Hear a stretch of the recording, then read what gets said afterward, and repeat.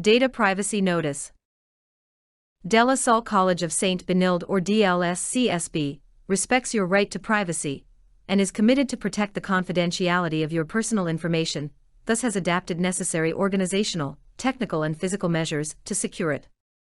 DLSCSB is bound to comply with the Data Privacy Act of 2012 or Republic Act 10173, its implementing rules and regulations, and relevant issuances of the National Privacy Commission. By participating in this video meeting, conference or webinar, you are consenting to our collection in accordance with this privacy notice. Information is also processed via this video conferencing platform. Please refer to the privacy policy found in their website. The information processed, name, email address, your image, video and audio, will be used for attendance, documentation, communication and systems administration purposes. Only authorized individuals of department, office or unit organizing the event, and other offices, will have access to this information, and will not be disclosed to third parties without your permission. We also use the information gathered from you for abuse prevention and privacy protection. DLSCSB shall only retain the said personal information until it serves its purpose, after which it shall be securely disposed of. Queries and complaints on data privacy can be directed to the Data Protection Officer at dpo@benilde.edu.ph.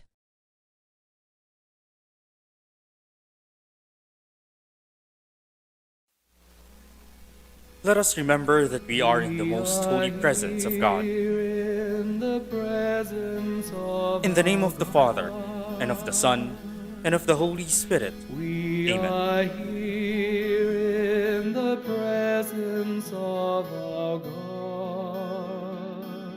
Let us pray the Lasallian prayer. I will continue, O my God, to do all my actions for the love of you.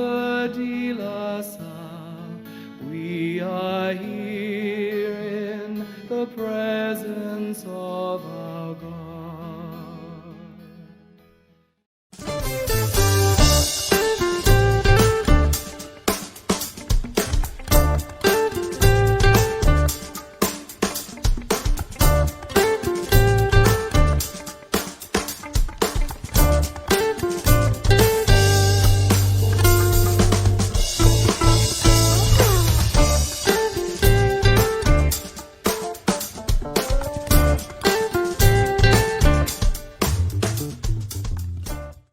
Good afternoon, a blessed Holy Week Wednesday to everyone. Welcome to the 4th episode of the Eavesdrop Sessions, Eavesdrop 2.2.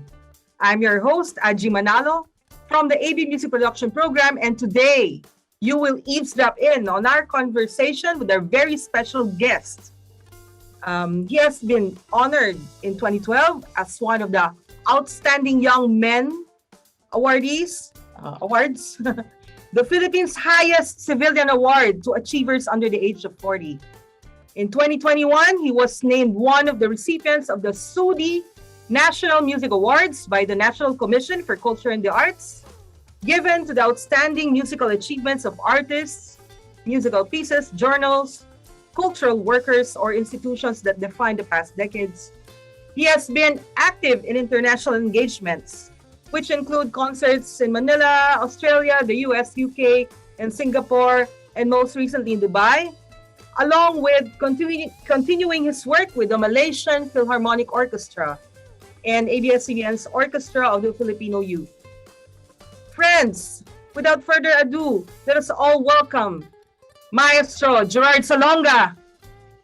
Yay! Good afternoon. Thank you, AJI. It's good to see you. Nice to see you, GERARD. Congratulations on getting Sarah from Waze to do your digital data privacy notice. Bravo. Yeah. Well, how are you? How are you? How are you? How is the weather over there in KL? Hot. I mean, it's always hot here. We're closer to the equator than Manila, so it's always warm. Rains frequently. Reminiscent of Singapore. Maybe not quite as hot, but it's good. It's nice. It's predictable, and there are no typhoons, no earthquakes, and no volcanoes. So that helps sleep a little bit better at night. So, ano bang ginagawa mo kasi dyan?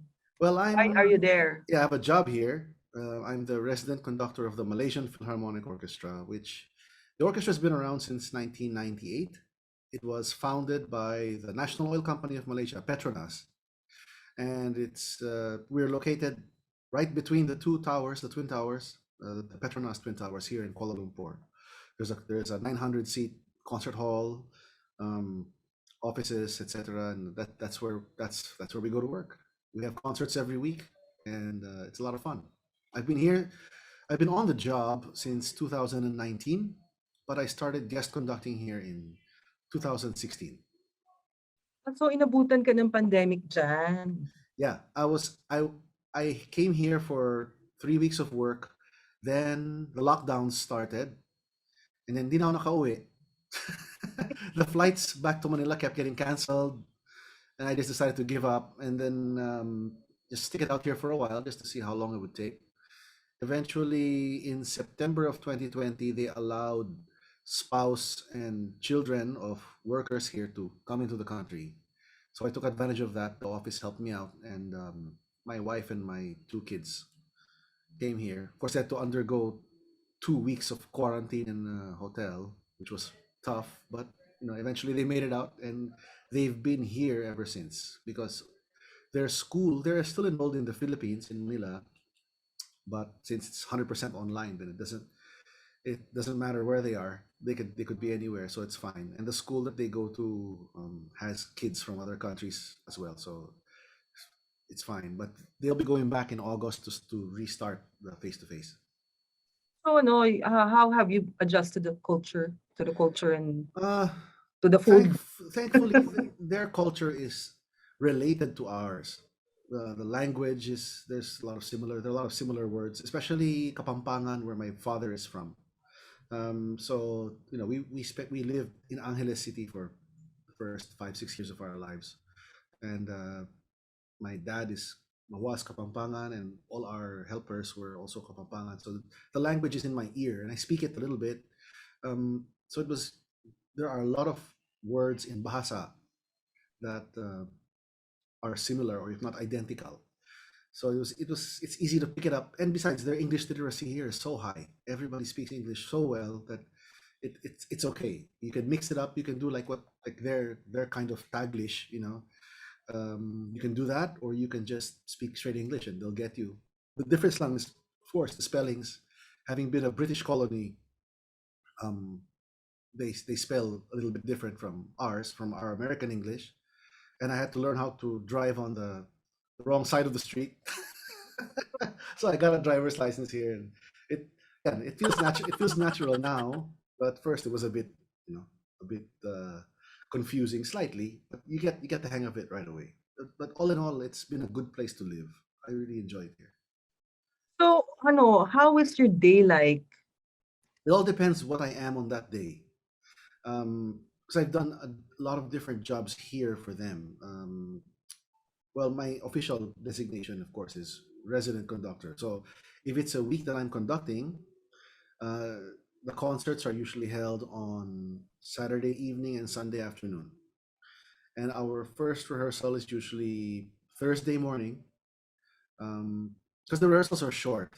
It's 3 hour rehearsal. So you'll have two of those on Thursday. So it'll be a 10 to 1 and a 2 to 5 with a 20-minute break in between each one. So it's actually 2 hours and 40 minutes of playing. And then we'll do Friday the same thing, two rehearsals, and then a Saturday morning dress rehearsal. So 5 sessions and concert on Saturday night, and then concert again on Sunday afternoon. That's a Wow. typical concert week. If it's a more challenging one, like we did 2 weeks ago, we did a rather challenging program, which included Aaron Copland, El Salon Mexico, which has a lot of rhythms that wouldn't be so natural for a lot of people. So we had a Friday night concert, and I actually started rehearsals on Tuesday. That's my call naman. I want to start rehearsals a little earlier, because what I did was I did a full rehearsal in the morning with everybody, the whole program, and then did a woodwind, brass, and percussion sectional in the afternoon. And then the following day was again tutti tutti, full rehearsals. So you mean say talagang you prepare on the same week that you will have the concert?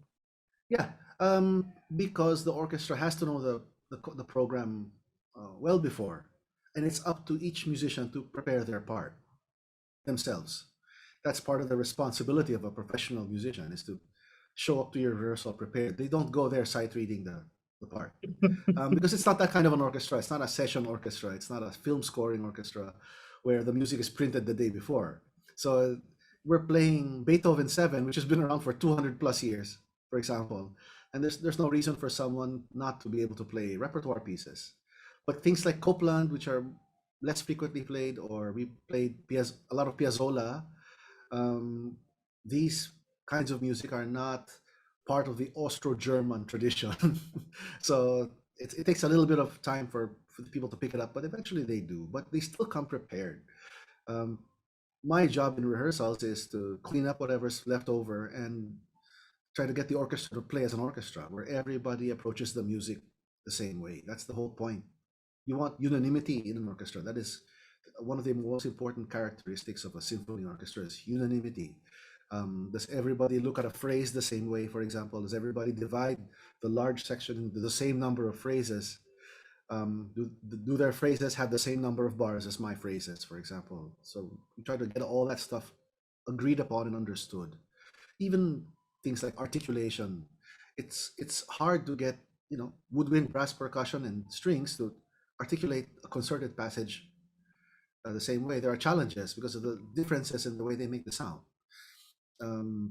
If you want your trumpets to blend with your second violins more, then there's another challenge there. So these are different things that are worked out in the rehearsal. But hopefully, if they all did their job preparing, then we won't have to say, I don't have to call somebody out and say, oh, you played a C natural, that should have been a C sharp, which I've had to do, of course, and what the conductors must be prepared to solve. But at a professional level, you hope that that's not anymore a problem. Yeah. So Yeah, so that's basically it. let's backtrack a little bit, give the eavesdroppers background on how you came to be, how to be you. Okay, Yeah, can we just talk about the beginnings yeah. of your being a musician? Okay. Um, I started taking piano lessons when I was 5. It was because my sister Leia had already been taking piano lessons for a year and a half, around thereabouts, and I got inggit. You're a little kid and you want to copy. You see that she's having fun, and oh, I want to try that too. So I started taking my piano lessons at 5, and very soon after, I can't pinpoint the exact time, but it almost feels like as far back as I could remember, I was I was playing stuff that I heard on the radio. So I got a real interest in harmonic progression, that kind of stuff. And around the same time, Leia was recording her first studio album. She was about 9 years old, and I was around 7. Um, and the arranger the guy who arranged all the stuff for that album, used to come to our house and rehearse with Leia, and I got, it was like a magnet for me. It was like a light, and I was the moth. You know, it was really something that attracted me. The way he played it, the way he accompanied Leia with the chords and all that stuff. So I asked him if he could teach me some of this stuff and tell me what they were called. So he would really take full afternoons with me. After he's done with Leia, he would stay with me pa, and reduce some of the stuff that my hands couldn't reach, and then teach me how to read it, and then tell me, oh, this is D minor 7. This is what this sounds like. This is A7. This is what this sounds like. And then from there, and then listening to the radio, that's when I sort of taught myself, oh, this is, which I didn't know the name, but this is the dominant of that, or this is the subdominant of this. And then it's when I finally went to school that I finally got names for all these relationships. But I had the relationships in my mind already. That, for example, I would always say blank 7 goes to blank major, or blank 7 goes to blank minor at the dominant to tonic progression. Mhm. And then this is the 2 that goes to the 5 that goes to the 1. So I already had that, and this is the 5 of that 5 of that 5. I had that sort of understanding as a kid, just because I was trying to play everything, and because my voice as a child wasn't the same as the one on the radio. I had to transpose. If I wanted to sing the song, I had to move it into a key that I could sing. So that sort of gave me out of necessity. I had to think in terms of functional harmony instead of, oh, that was a G7 on the radio, but I'm not singing in C major anymore. So when I would hear G minor 7, C7, F major 7 on the radio, then okay, that's B flat minor 7, E flat 7, and A flat major 7 for me.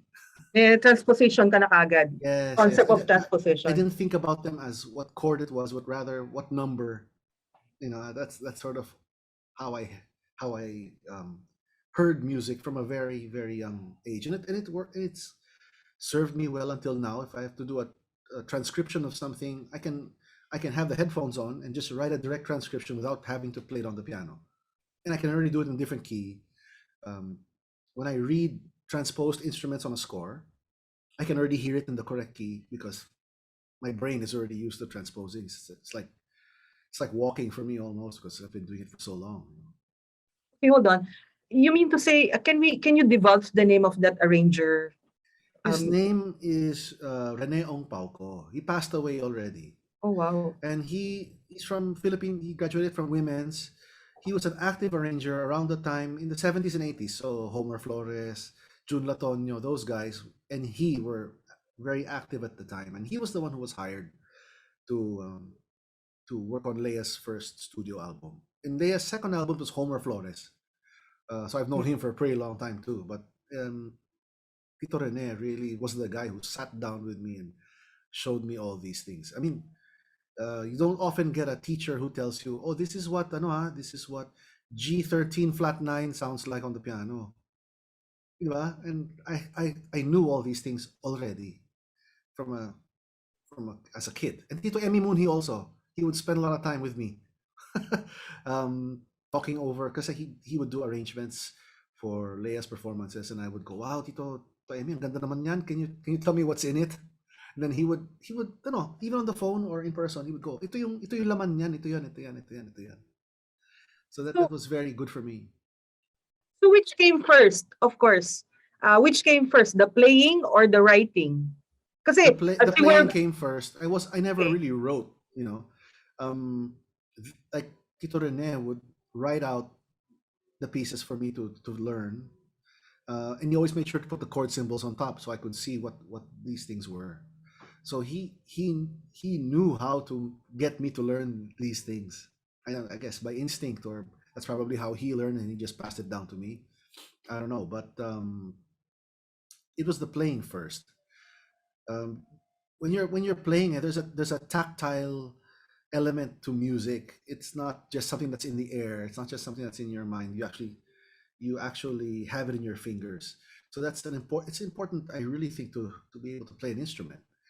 Even now when I'm studying orchestral scores, and there are passages that are more challenging to remember, for example, I'll play them on the piano, and that'll help me remember it because there's a tactile sensation that you associate with the passage, and it helps reinforce what you're hearing.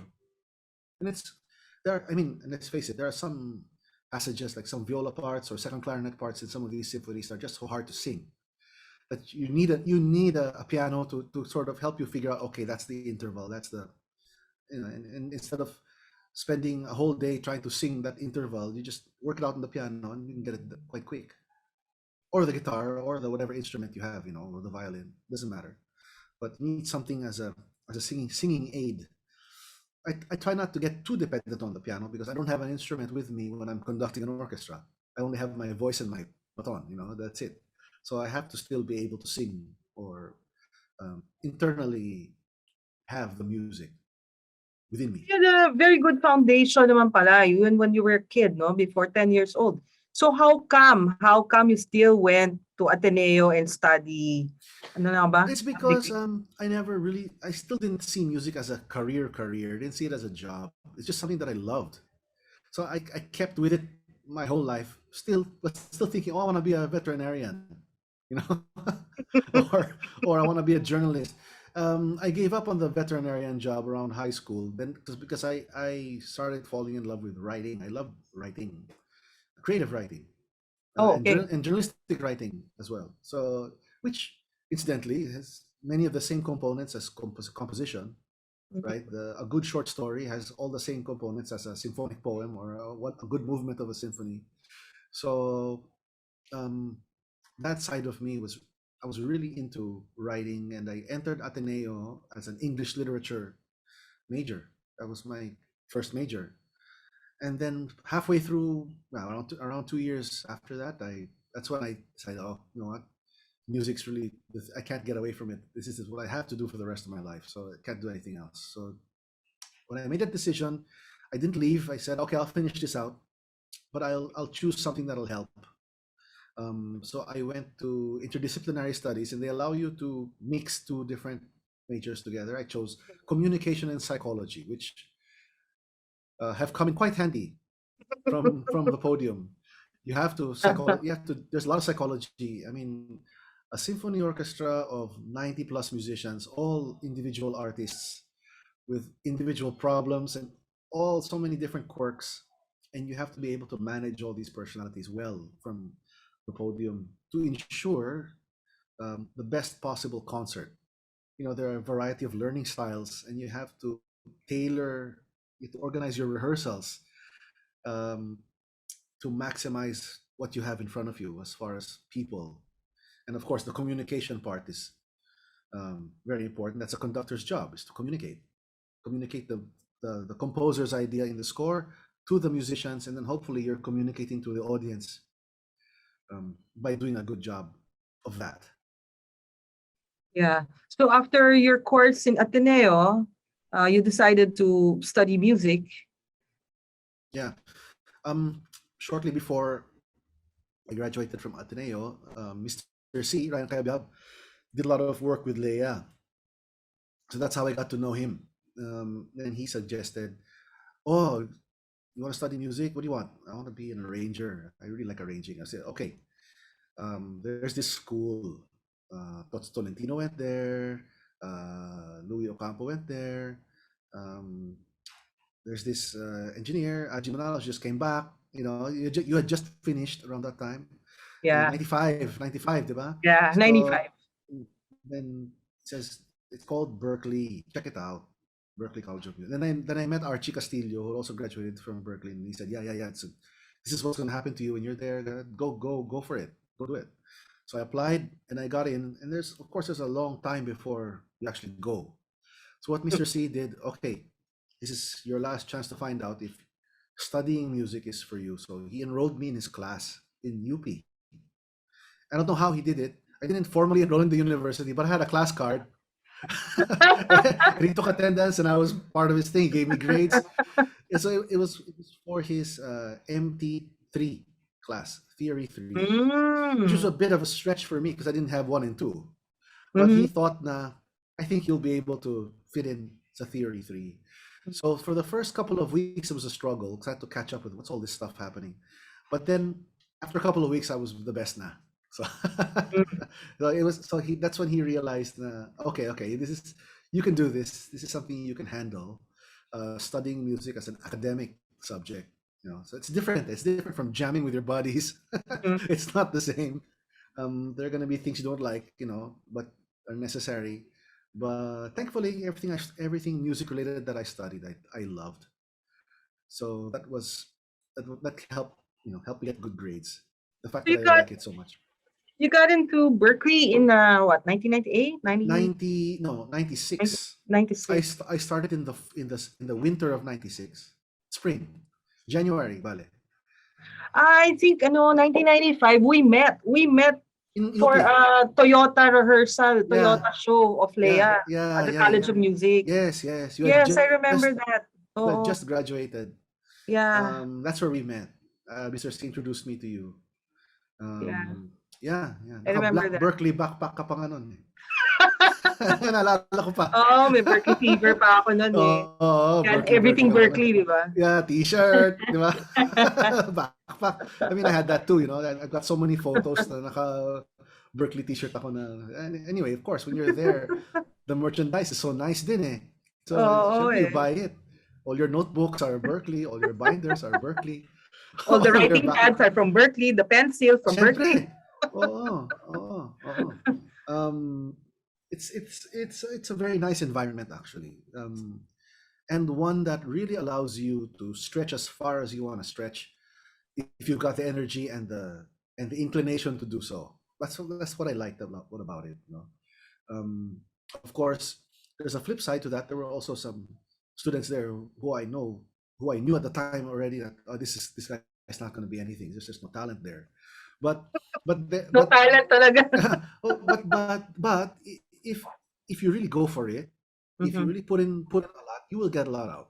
That's what I liked about it because the facilities are first class. I mean, even then they were first class. Can you just imagine now what with their advancements and their what they bought Boston Conservatory, so you've now got all these other resources, right? You can collaborate with all the classical musicians in Boston Conservatory, all the dancers, all the theater actors. So there's so much more that you can do now than what we were able to do. It was still very um, I guess the center was really very much jazz, diba? Mhm. At that time.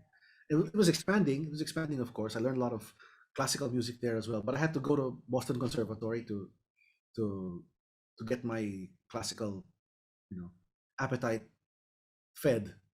So I had look good thing naman at that time there was already a consortium Mhm. between Berkeley and Boston Conservatory. So there was already that connection. I guess they just made it very official and made the Mhm. conservatory part of Berkeley now, which Oh, is kasi only good. at that time, yung, Kasi yung time magkatabi lang eh, namin, they're right next to each other, di ba? mm, So the consortium wasn't there yet, I guess, when you were there. wala pa. Because between Emerson uh, and Berkeley and Boston conservatories, you could go take business courses at Emerson. You could go to Mm. Boston Conservatory to take your classical conducting or whatever it is that you wanted. So it was nice.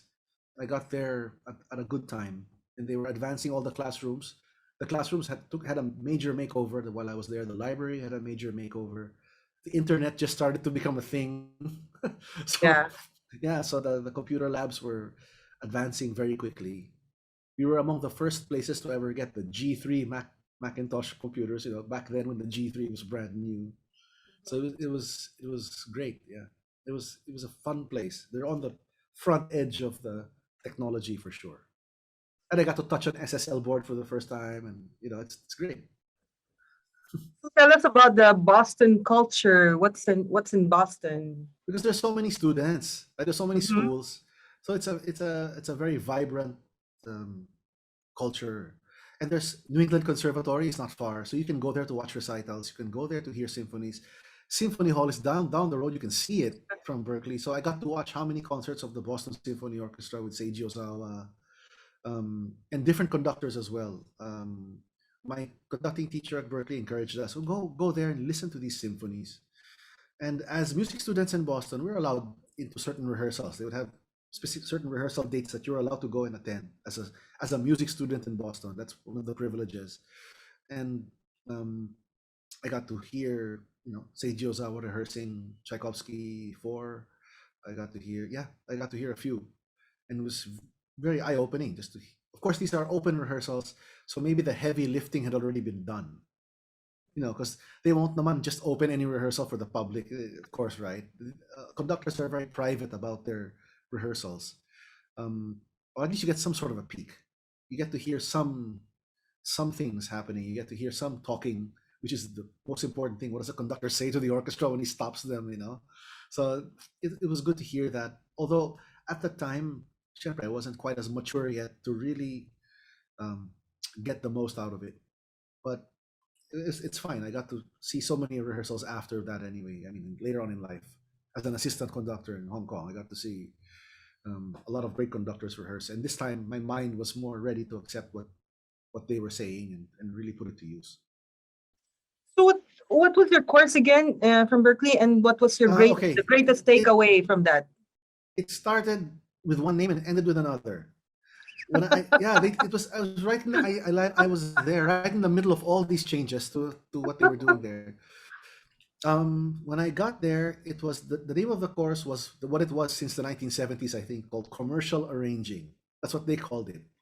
Like what Louis had. Louis was film scoring. Archie is commercial arranging. Oh, ganon. Film scoring Yeah. class. Oh.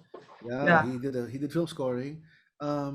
Anyway, it was commercial arranging, and then maybe halfway through, they turned it into what it's called now, which is contemporary writing and production. Mhm. Because they saw already at the time, okay, this is where this field is going. Arrangers have to be able to know how to produce. So very quickly, they already said, okay, we're going to rewrite the program. It's still going to be centered around all the arranging curriculum, which is you're arranging for big band, you're arranging for a symphony orchestra, you're arranging for small ensemble, for Large whatever, ensemble. yeah, large ensemble. But they started to throw in studio classes, recording studio experience. You have to log in a certain number of hours working in the studio.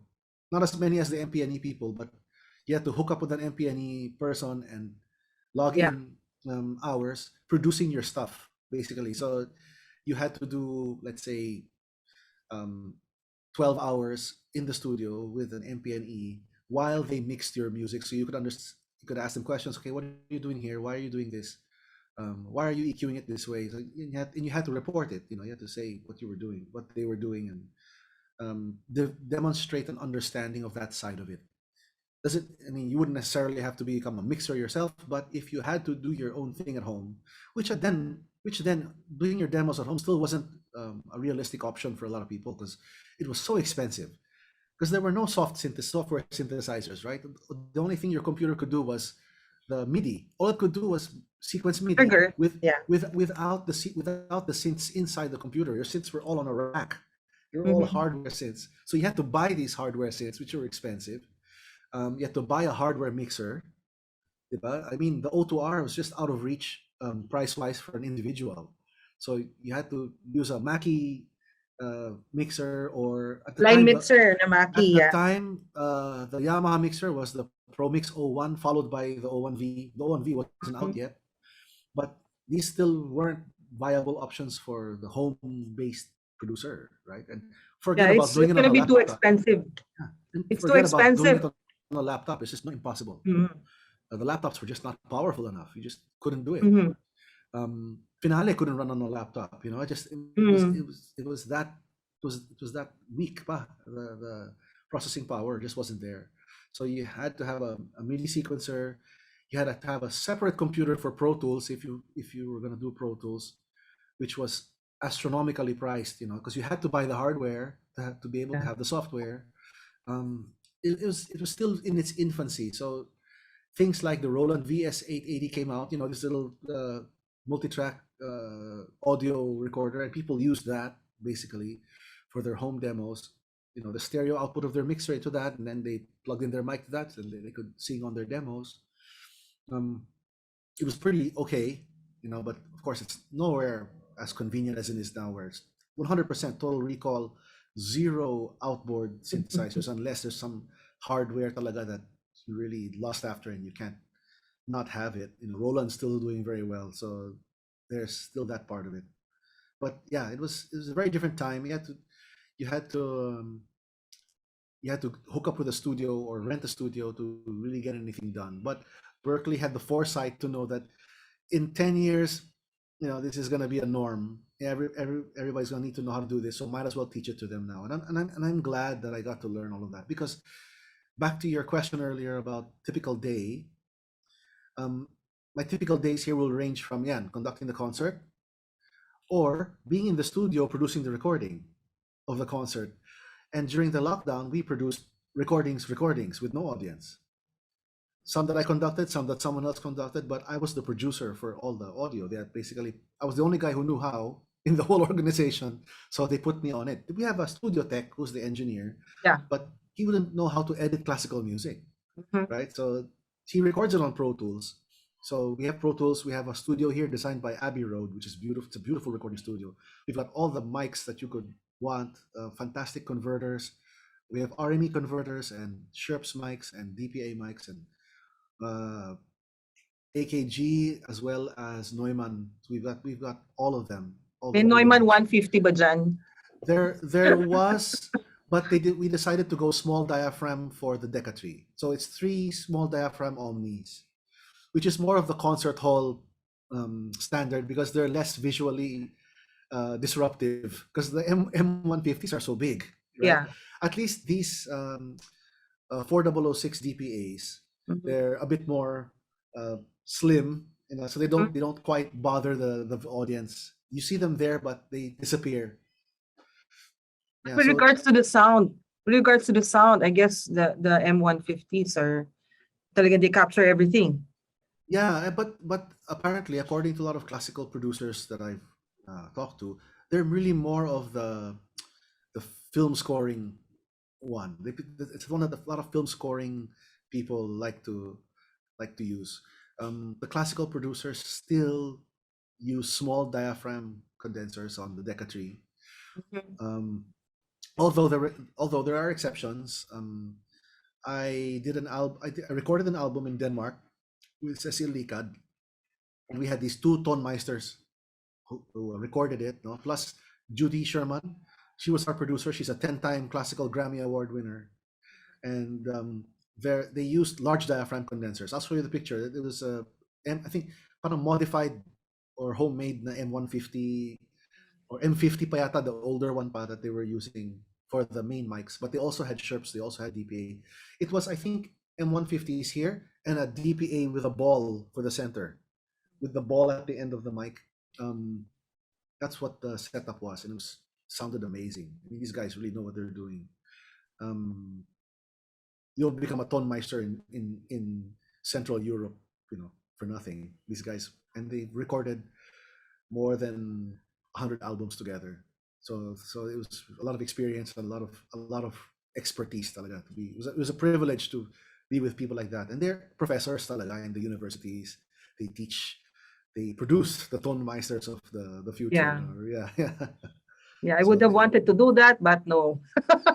Anyway, let's backtrack a little bit about on you becoming an arranger. yeah. How were you able to? What's the learning process pala muna? Yan. Okay. To be an arranger, what's the learning process? I really believe that if you're studying to be an arranger, you're already an arranger before you start. You have to already know that you're an arranger pretty much before you even start studying, because then how will you have the right questions to ask, and that's just my feeling about it. I knew going there that I wanted to be an arranger already, and that was already my mindset. So I was prepared psychologically to just absorb as much as I could when it came to arranging. Of course, I learned a lot more than that while I was there, because there's so much more to learn. So there are so many offerings that you can't not take them, because while you're there, you just take them. But on the arranging front, I knew the kind of questions that I wanted. I'd already seen a little bit enough to know that, okay, these are the challenges that I might need to face. Um, I listened to a lot of orchestras growing up, and a lot of orchestral music, as well as smaller stuff, the stuff you hear on Broadway is really tough to orchestrate because there are so few instruments. The small ensemble in Berkeley comes later after you've learned large ensemble. For that reason, you have to have a certain degree of control over your writing ability before you tackle the small ensemble, because you have to have a more mature um, way of answering questions that you ask yourself while you're writing. Where's my harmony coming from? Where's my rhythm coming from? Where's my melody coming from? And you have to understand how instruments mix with each other. You already know a trumpet and a clarinet will sound like this. A trumpet and a flute will sound like that. Don't do this because it doesn't sound good. Don't do that. Or, you already know these things. And when you're dealing with a smaller ensemble, you have to answer these questions properly, because you can easily make a small ensemble sound terrible if you don't know what you're doing. So a more mature handle on the harmony and orchestration, all these things. We read a lot of Ravel when we were studying orchestration, which is good. Ravel is like the all-time master of orchestration. So I'm glad that we were introduced to his music. I conducted Ravel a few weeks ago here, and it was good to go back to that score, that Mother Goose Suite. That was what we were taught. That in orchestration, our teacher taught us that suite, because it's the way Ravel blended instruments with each other to create all these new colors. It was a walk down memory lane for me, because that was one of my first orchestration study, that score of Ravel Mother Goose Suite, and to conduct it here, it was nice. I hardly had to study anything, because I'd known it for so long already, and it was good to. It informed my conducting a lot, because I was almost coming from Ravel's side of it, which is sort of what you want to do as a performer, right? When you're playing Brahms, what was Brahms thinking? What's it like on the other side of that page to be able to perform Brahms's music? In this case, I was so close to the score from years of studying it that I felt almost like I was beside Ravel. So it was a good feeling to have. It's like I was so sure of my choices, because I knew the score so well, and it felt like I was right next to Ravel. It was a good feeling to have, and it's a feeling that I will aim for every time I conduct. Okay, I have a question here from Yeah. Sir JC Magsalin, who's Hi, one of JC. our Hello. faculty members of the music production program. Sir Gerard, how much of an advantage is it for an orchestrator to be able to be also an active or experienced orchestra musician? Because not all good orchestrators have played in an orchestra, so you can't make it a causal. It can't be causal, right? That all great orchestrators have played in an orchestra, but it's important for all orchestrators to know the symphonic repertoire, first of all, because you see what all the great composers have done before, and you can take from there, and you have the sound. There's already a sound. You already know what it sounds like. But you also have to have the sound of an orchestra in your ear, in your mind's ear. And having played in an orchestra, that gives you already insider information as to how that all works. The only downside is that as a player in an orchestra, you are physically located in a specific spot, and it doesn't always allow you to hear what the conductor hears. Yes. Diba? So if you can afford yourself the luxury of hearing it from the front of the orchestra, from behind the conductor or from the audience, then that's great. But it's important to spend time with an orchestra. As a composition major, or someone who wants to study orchestration, or someone who wants to learn how to conduct, you have to grow up with an orchestra. You have to live with an orchestra, because it's not something you can just pick up easily. And if you just follow what the books say, you might end up with something that works, but it's not going to be special. It's not going to be anything worth remembering. So if your interest really is orchestral music, spend time with an orchestra and understand how things work, understand the different instrumental challenges, understand Um, the more you can know about each instrument and each instrument family and how they work, that's better, because there are so many techniques, instrumental techniques that each instrument can do, that if you're not aware of them, or if you don't use those techniques because you're not aware, then it's a waste. You could do something magical for 2 bars because you knew that instrument could do something, and that 2 bars will make or break your piece. So Yeah. know as much as you can. Yeah. So, with your career, yes, thank you for that. With your career, kasi when you came from Berkeley, you had all, of course, you already had your traditional theory, down, diba? And in A little Berkeley, bit, you yeah, got yeah, the jazz side also, diba? yeah. But when you came back, you were doing pop and jazz, like um, commercial jazz music. Mhm. Um, can you tell us about that? I mean, the Okay, importance of studying all this theory, yeah. um, and then you're Um, doing commercial music. okay. The nice thing, one of the things that I appreciated in Berkeley is that they offer all these things for you to study if you want to study it. They have elective conducting classes where, because the requirement is conducting one and conducting two, which is all very basic. Um, but I was very lucky because, again, new technology was being introduced, and the then chairman of the composition department, Jack Jarrett, invented this program on the computer where he linked up 4 laptops to each other, and they were all playing the same score. So it's an orchestral score, no? And it would play back using the built-in sounds of the laptop. If you press the space bar in tempo, it would advance the piece in tempo. So he would have one laptop for strings, one laptop for woodwinds, one laptop for brass, and one laptop for percussion. And you'd have 4 people on the laptops, one person on each laptop. And you would conduct, and they would tap the space bar to follow your conducting. Ngayon, kung di maayos yung conducting mo, then they won't tap at the same time, and the thing would sound wrong. It would sound out of sync. And it was like the very first conducting course. It was conducting one. So from the very beginning, you're not conducting to a recording. I mean, that's the whole point. You're conducting people, and you're trying to gesture to people to get to play in time together. That's probably the first challenge of a conductor. It's to show that the tempo correctly, right? So that the musicians can guess the right tempo. Because in classical conducting, you don't go 1, 2, 3, 4, and then you play. You don't do that. You just give them an upbeat, and it has to be in the right tempo. You go, and that's already supposed to be in the correct tempo.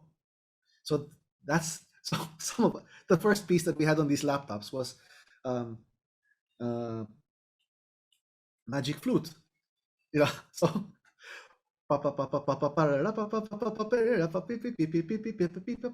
and there's the people on the laptops going, like that on the laptop.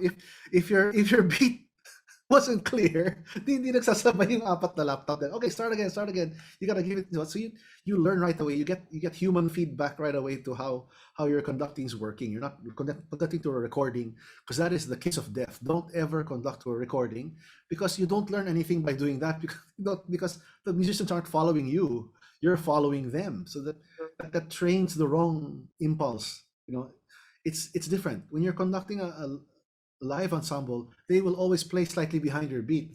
That's why you see conductors that look like they're half a beat in front of the orchestra, but actually that's what they need to keep it going. Otherwise it'll slow down and it'll come to a stop eventually.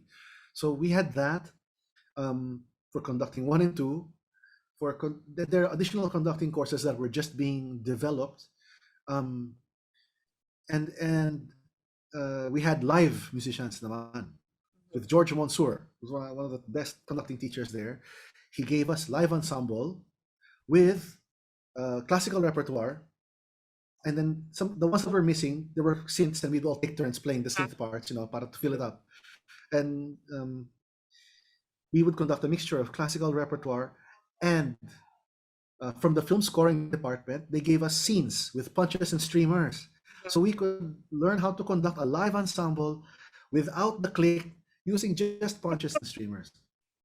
And they prepare you for every eventuality. Okay, if you start to drift behind, this is where you can get forward again and become in line again. So there's someone supervising you learning this. That's huge. That it makes the learning so much faster. Because you're not trying to figure these things out yourself. You have someone there who's a great classical conductor teaching you how to do this film music stuff. Para when you're there now, if you get thrown into the situation, you're not deer in the headlights. You're ready because someone taught you how. It was passed. It was passed from a mentor to you.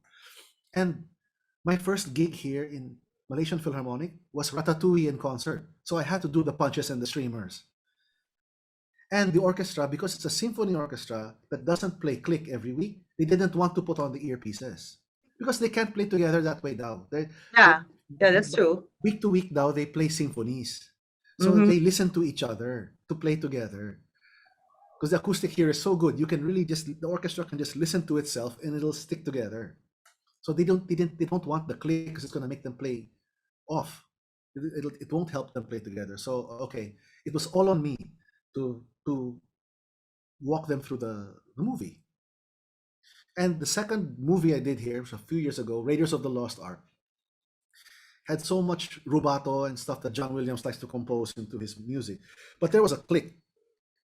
But I was already so confident with it that I took off. I didn't have the earpiece for the film. I just went purely with the punches and the streamers.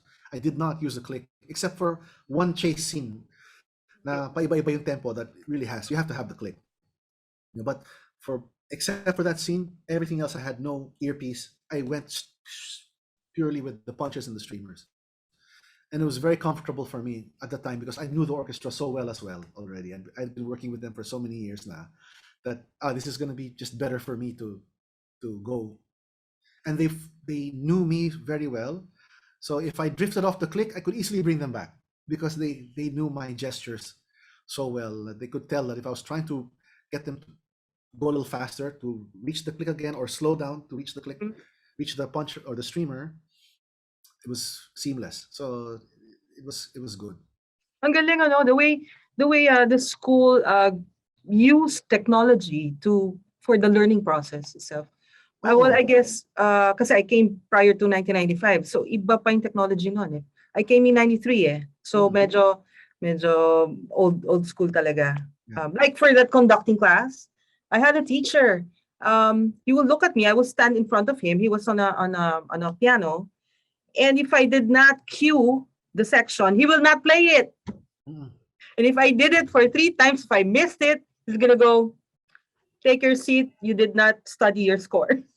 Yeah, we had that as well, but it was 4 of us, 5 of us on synths, on keyboards.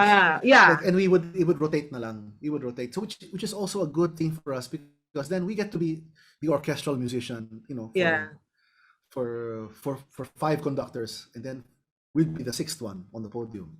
So it was good. I mean, the conducting teachers there are very, very good, and very, very energetic in advancing the program. Mm-hmm. Sobra.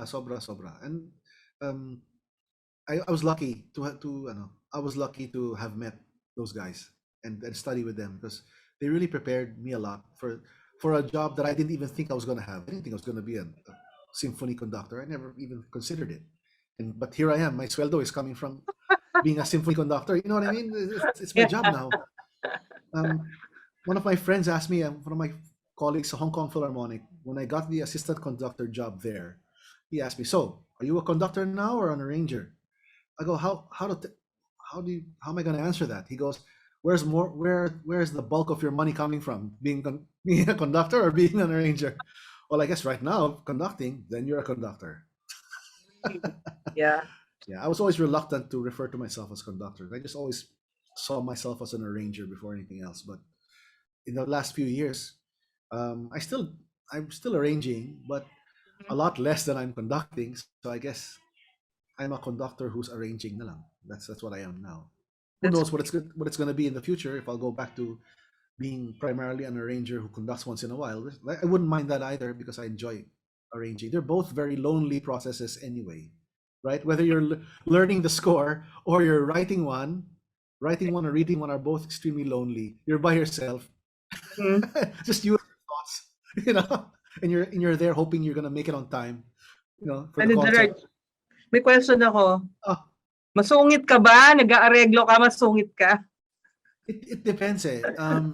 It can be misconstrued as masungit, but you're just so focused that you don't have anything left for anything else or anybody else. It can happen. It can happen. There are moments where even when you're preparing for a recital, it's like that. You know, you're so you're so in this process that you can't relate to any human beings muna until you're past a certain um, point, no? Tapos pwede ka na ulit makipag-usap. So what I do na lang is I just stay away. Oo. Yeah. Tama si si Si Ronald Ronald. Tomas. You're in a point where you're so in it, you're so in this process. And then you have a feeling pa of desperation. Aabot ba ito? See, that's your yeah, really. Bukas na to yan tayo. It's a question that everybody has to face. Like me, 6 months before conducting Pathetic Symphony with PPO, I started my preparation 6 months before. But even then, that 6 months before, meron aabot ba ito? Ang dami-dami nito, aabot ba to?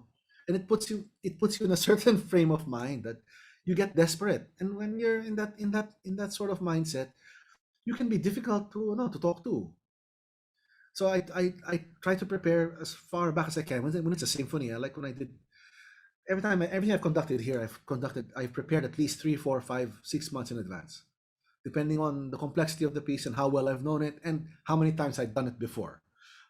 So Beethoven 7, because I've done it so many times now, maybe 2 months na lang. 8 weeks, that's enough just to get my own ideas going again. But if it's a new one, then I have to work extra hard and prepare extra long, so it's like, for example, in July I'm conducting there's a good pianist here named Chong Lim Ang. He's doing Schumann concerto with us, the Schumann piano concerto, and I've done it before, so I'm not so panicked about that. I'll just, in May I'm conducting all Mendelssohn, but I prepared that music already for the last 6 months, so it's fine. So I'm relaxed about certain things. But if you're, whether it's the same, whether I'm preparing a score to conduct or writing one for an orchestra, it's the same. You ask yourself the same questions, and you go into the same neurosis, and you go into the same desperation. It's very similar. Composer and performer, very similar problems. Reverse lang yung order, syempre, di ba? Right. Pero but it's every bit as taxing. The preparation is really hard. It's the part, but it's the part where I get so much joy din naman. So it's so weird, eh, di ba? You're having the time of your life, pero galit na galit ka. You know what I mean? It's just how it is. Yeah, it's just the kind of job that we have, eh? And it's one that we wouldn't trade for anything else, because we get so much joy out of it. And ako, my reward is the rehearsal, because I'm prepared, eh. I can enjoy the rehearsal. I can listen to the orchestra. I can help them fix the problem, because I'm not worried about this. I'm not worried about, I don't have my eyes glued into the score. I'm only looking at the score because I want to remember where the problems were, things I want to fix. And I have 3M post-it flags. So I pull one and I throw it down to the page, but I can remember where I want to go back. But you can enjoy the process more the more you're prepared. But the preparation process is like torture talaga, eh. Pero it's like a self-inflicted torture na gusto mo naman, it's so hard to explain it. Only a musician could understand what that feels like. Yeah. Yeah. So Gerard, at this point, let's just take a little break, and Sige. but with the break, we'll be showing you guys a video clip of Gerard. Okay, so you Not Gerard. conducting. No, not conducting, but yes, they will see it. Would you like to join me here for a minute? We have to do something for Mom. Okay. Okay? Like what? Well, bahala na si Batman. We didn't really rehearse Yeah, we anything. didn't really rehearse anything. So, Mom, this is for you.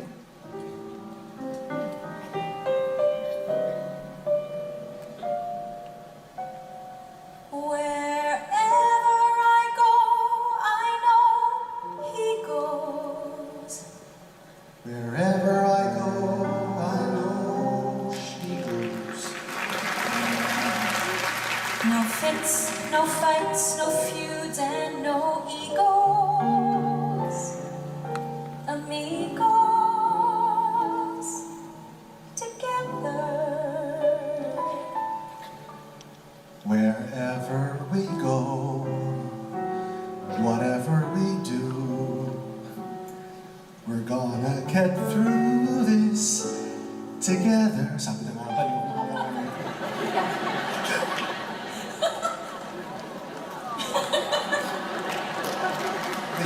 When she told me, I want you to sing, Jerry. I'm like, please pardon my language. I'm like, fuck, I'm gonna lose it in front of 4,000 people, man. And here we are. It's okay, and here we are. Okay, this is, if I sing B flat, oh, Then I play B flat.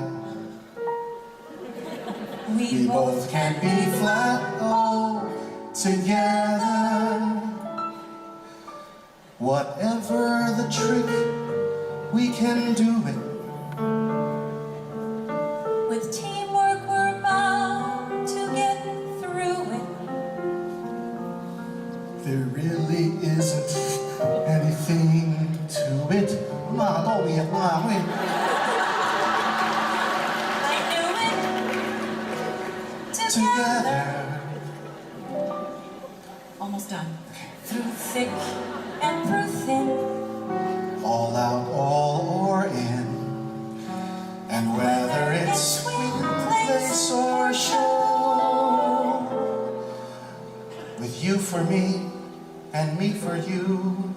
We'll muddle through whatever we do.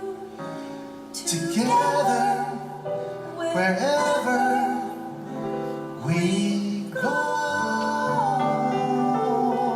I love you. Wow, that was... Kailan nga ba yun? 2000? No, The concert- no. This was very recent.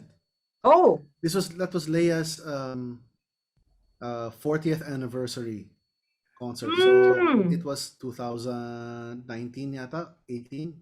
18. Yeah, I think. Yeah, fairly recently. Yeah, it's different when you the whole occasion aside, the fact it was Leia aside, it's when you get used to conducting, it's hard to do something like that na kasi in a concert when you're a conductor you can't make a sound.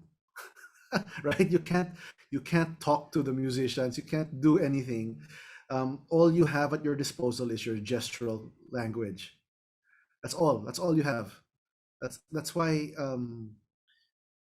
we work so hard as conductors on our gestural communication, because we don't have any other language to use in the concert. In the rehearsal, we can stop, we can talk to the musicians, but in the performance, you don't have anything. What if you want to do something different? Then you have to use your gesture to try to communicate to the musicians something, diba? So making the sound yourself is not something I'm used to anymore. So, of course, singing is okay. I've sung since I was a kid, but I guess the whole occasion and what it meant to me as her brother, not just the guy conducting her concert. It was very emotional, and I told her talaga. I told her it was true. She calls and say, "Hey, you want to sing this song? You'll make mom happy," sabi niya. And then I go, "Well, I'm gonna lose it in front of 4,000 people, so I'm gonna lose my shit." So just he'll have to deal with it. So I wrote an arrangement for Jesper to play. Mm. Yeah, so it was fun. Yeah. But as a brother and sister tandem na you're the musical director, siguro normal naman yun, na sometimes she gets into your nerves or you get into her nerves. I don't know, but how do you deal with that? How do you deal with that? Working with your sister? Actually, it's always very smooth. It's always Oh, very okay. smooth. Oh, first of all, she's a real pro. So that's the first part. That's what makes it smooth. She's a pro talaga. She's always prepared. Um, if there's anything that happens, it's accidental. It's not because she wasn't prepared. It's she's so prepared all the time, and you appreciate that as an MD, as an accompanist, that the person you're collaborating with is as prepared as you are. You're happy about that, diba? So I've had to deal with the frustration of people who aren't prepared. So um, you appreciate that even more. That she's always such a pro and always so prepared. And um, now it's a little bit more precious to us because we used to live in the same house, but now we don't. We have our families, and when we do shows together, it feels like catch up time for us. It's family time for us. So there's a lot more. It's so much more precious now than ever.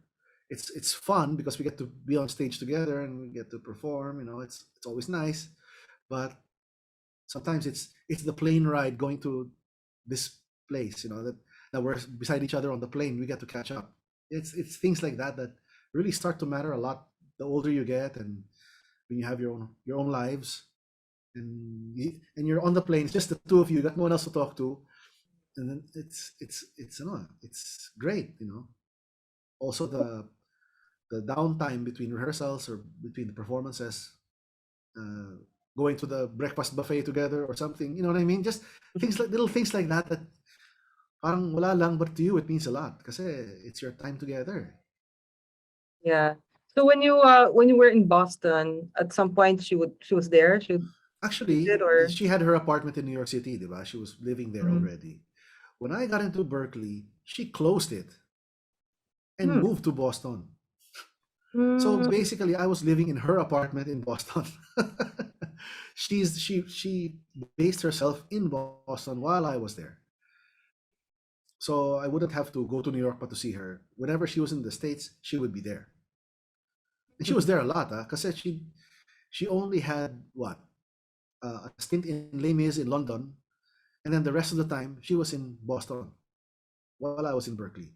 She would have gigs in New York or whatever, but those were short. So she was pretty much she and my mom were there in Boston almost the whole time. It was just that 1.5 semester period na was alone because of Les Mis. That's it. And then they came back. But after you graduated, you really planned on coming home? Okay, after I graduated, syempre, when you get close to graduation, you have to decide if you're going to do the post-curricular practical training. Mm-hmm. I don't know what it's called now. It's called something else. But it's 365 days of work permission in the USA. Diba? The INS grants you this. So, no, as soon as I graduated, we closed Boston. They moved back to New York, and I moved to Los Angeles because I wanted to work as a copyist. I wanted to spend that 1 year as a copyist because that was going to be my best chance to get close to the arrangers and orchestrators. If I went there touting myself as an orchestrator, I was not going to get any work in 1 year. There's just no way. There are just too many people, and the totem pole is just too tall. You know what I mean? You have to Yeah. start at the bottom. So the best way in to see these arrangements and meet the arrangers, go to the recording sessions, it's as a copyist. This was the Right. advice. For those people who don't know what it is, no? What is a copyist? What is an orchestrator? Yeah. What is an arranger? Can you differentiate those? Okay. I hope everyone knows what the difference is between a score and the parts. The score is what the composer does, or the conductor, and conductor reads, and the parts are what go onto the individual music stands. The copyist job, you work in a music preparation office, and your job is to prepare the scores and prepare the parts that go on the musician's stands during the recording session. In the late 1990s, which is when I was there, a lot of arrangers still wrote using pencil and manuscript, which meant the parts had to be copied out into finale. That at the time, Sibelius was just a baby, so it wasn't being used yet. It was really finale that was the most mature program at the time. So we would have an easel, have a photocopy of the score, the handwritten score, and you would type into finale. And these parts would be proofread by the proofreader and then bound and photocopied and taken to the recording session. Now, of course, you enter the notes already in Dorico, Finales, or Sibelius, and you can generate parts from there. But the music prep houses are still valuable because they know how to make it look correct. Your average Joe arranger does not know the Hollywood style of part preparation. So he wouldn't know how big the time signature should be, how big the bar number should be, what's the right font, what's the right, all these things, the number of measures per, there's a specific look that the Los Angeles players prefer that helps them sight read as quickly as possible. And if they don't like what you did, tomorrow you have no job. That's just the way it works. There are just so many people. So that was the warning that was told to me. Okay, when you copy out this violin part, I was tutored talaga by the office manager. This is how it's supposed to look. You use this template from the office, and it has to look like that. The proofreader checks it, tells me there's too many bars on this system. You have to put it fewer. And because if there's one session player in that orchestra of that recording session who says, "Wow, this part is so hard to read," you won't get called to come in tomorrow. And you're the guy who copied it because you have to put your initials at the bottom right of the page. So they know who copied it. If it's something you copied and it's not up to the standard, tomorrow someone else has your job. It's just that simple because there's so many people. Wow, and that's just for copying, di ba? Just for Parang copying. clerk It has work. to be high level. Everything from the composer all the way down to the guy who scotch tapes the parts. They have to be virtuosos at what they do. That's just the way the industry there works because there's so much money on the line, and they have so much choice. They don't have to settle for anybody. They can just choose whoever they like because they're better than you. Ganun lang yun eh. Explain the scotch tape to these people. When you print a part that's more than one page, you have to bind them together using tape.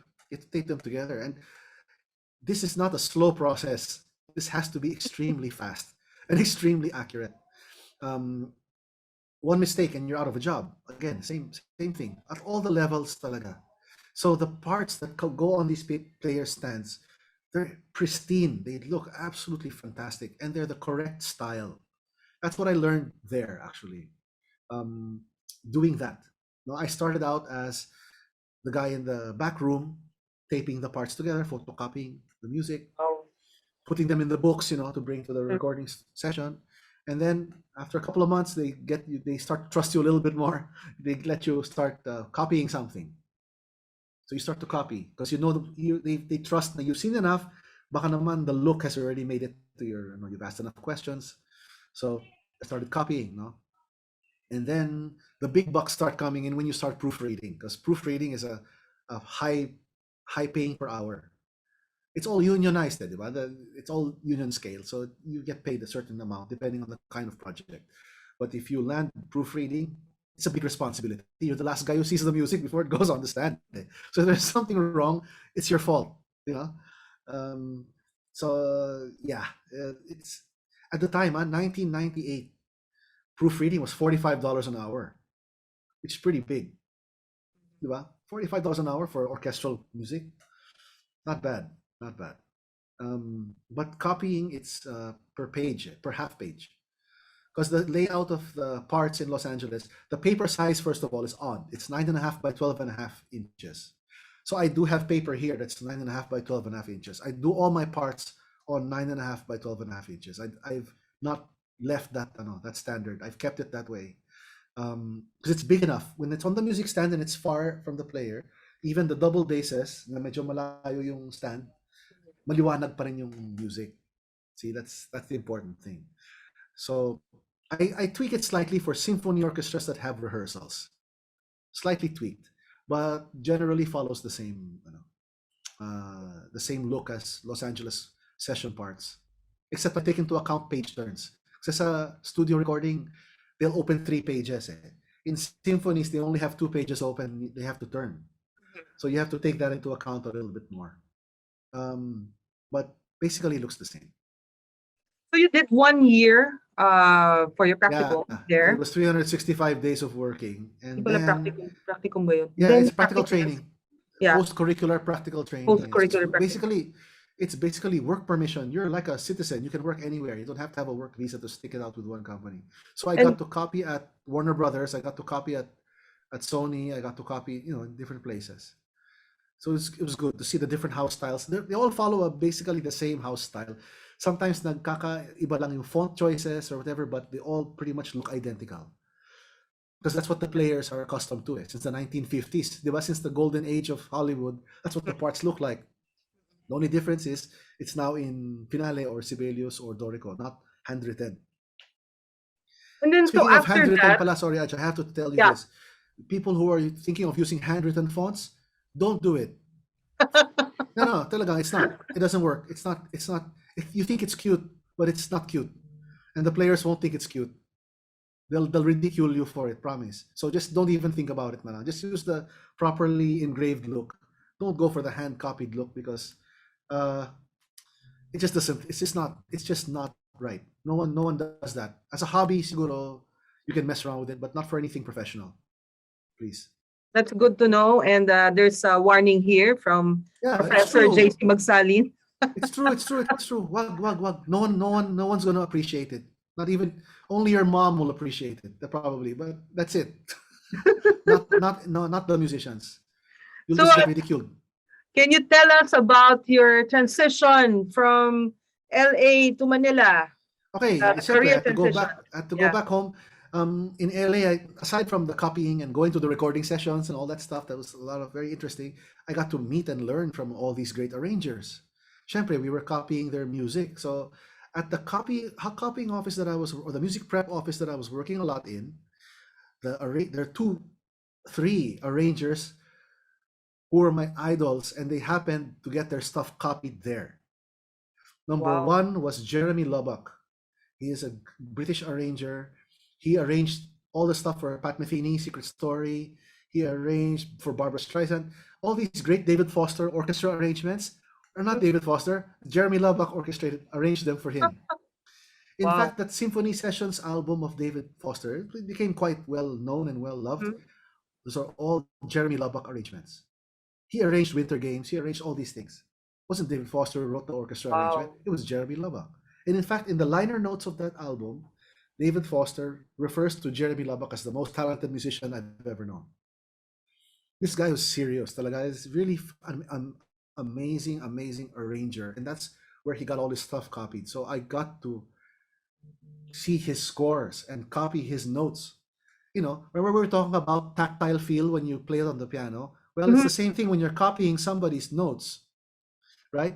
It's a tactile feeling. You're entering it on the MIDI keyboard. So I got to see what notes his viola lines were playing. I got to see the notes his cello lines were playing. What's the range of the cellos? What range of the first violin? What range of the second violin? And I could look at all his scores in the office for free. Stay there, read all of his scores, see where he puts the third of the chord, where he puts the 7, where he puts the 9, where he puts the 11. I could see all of these things for free. So he was just one of these arrangers. There was Jeremy Lubbock. There was William Ross, another fantastic one. Look him up. He's responsible for a lot of Andrea Bocelli's arrangements. William Ross is fantastic. Also Johnny Mandel, he did all the arrangements for Diana Krall's albums. So to see his work, see where he puts bass clarinet in relation to the two bassoons, in relation to the flute, in relation to the alto flute. These are only things that you can only find out. You can't get it from listening because it's not that obvious. You can only see it on the score. And I saw these scores. So that was so much more to my learning. I credit Berkeley with providing me with the opportunity to be able to do that. Because if I didn't study in the US, I would not get that opportunity. Diba? And I wouldn't have gone to that office if a Berkeley alum we didn't have a Berkeley alumni network where this guy, Lenny Moore, who's an active arranger in Los Angeles for TV commercials. I looked him up. I said, hey, Lenny, this is what I want to do. Okay, I'll give you these telephone numbers. You call these people up. So he gave me the office manager's name for this office manager's name for that office. And these are the places where I copied. See, so the alumni network is so powerful. They can't influence anybody to hire you, but they can give you the phone numbers. They can give you the personal, he said, I proofread at this office for a few months. Go do it. It's a great experience. I highly recommend it, sabi niya. So I did it. Gerard, there's a follow-up question. Yeah. Can you give a bit of a job description between an arranger versus an orchestrator coming from Sir JC? Well, arranger is closer to composer than orchestrator is, because you come up you an arranger, to say that you've arranged something, then you've done something to the harmony. That's basically my that's sort of my what do you call it? It's my way of telling if someone arranged something. Um, did you change the harmony? Did you do the intro? How much creative work was done? Versus orchestration is assigning instruments. That's really what it is. So, a reorchestration of something with a set harmonic progression is turning it from 4 trombones to 3 trombones and trying to maintain all the right sound. If you're going to do a reduction, for example, of something, then without changing anything, then basically what you're doing is a reorchestration of it. Or if you're blowing up a piano score into full symphony orchestra without changing any harmony or without changing anything, then that's basically orchestration. Like, again, Mother Goose, there's the two hands, there's the four hands piano version, which came first, and then Ravel orchestrated it. But he didn't change anything. He didn't change any harmony, he didn't change any melodic material, nothing. It's all there. He just converted it for symphony orchestra. And that's why it's such a good study of orchestration, because he didn't rearrange anything from the piano score. He orchestrated it to make it magical, and to make some things that only a piano can do. He did it to the orchestra. So he did certain things, like there's for example, legato on the piano has a certain sound, right, Aji? You can have legato on the piano, but if you do legato on the clarinet, it's a totally different kind of legato, because it's a clarinet. So what he did was he layered pizzicato second violins with the clarinet to get a more pianistic kind of legato. Because a piano will always have a strike tone. Even no matter how legato you're playing piano, there will be that start, the note start, right? So he did it by layering clarinet and pizzicato. So when I was rehearsing it, and it sounds like, okay, there's pizzicato second violin, and then there's the legato of the clarinet, I had to really get them to go together and explain to the second violins, no, you're not supposed to be noticed here. You're just the start of the clarinet, because this is supposed to sound like a pianistic legato, not like a clarinet legato that has plucking on top. That's not what it is. And this is not something that sample libraries can give you either, because very often in sample libraries, you'll only get one sound of pizzicato. You'll get multiple dynamics, but only one sound. You're not going to get pizzicato that is played very high into the fingerboard, which is a very dark pizzicato sound compared to where they normally play it closer to the bridge, which is more plucky. So sample library is not going to help me there. It's really imagination and knowing the instrument technique. So my knowledge as an orchestrator helped me explain to this live orchestra the kind of sound that's supposed to come out, that Ravel intended, which was not pluck plus clarinet. It's like a piano playing legato, which is a very specific thing. It's almost like the way one of my favorite combinations is vibes and alto flute, low flutes, clarinets, those things. For me, that's a really sexy combination. I love using it.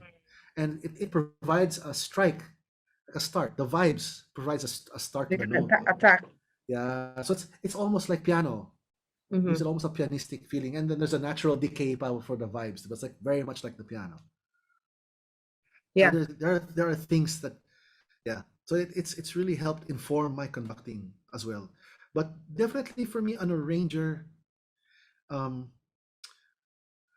is much closer to a composer. In fact, Angel Peña, whenever I'd have conversations with him, he always said, arranging is composition, because you're composing an intro, you're composing that interlude, you're coming up with that ending, you're composing the harmonic progression. So when you say, for example,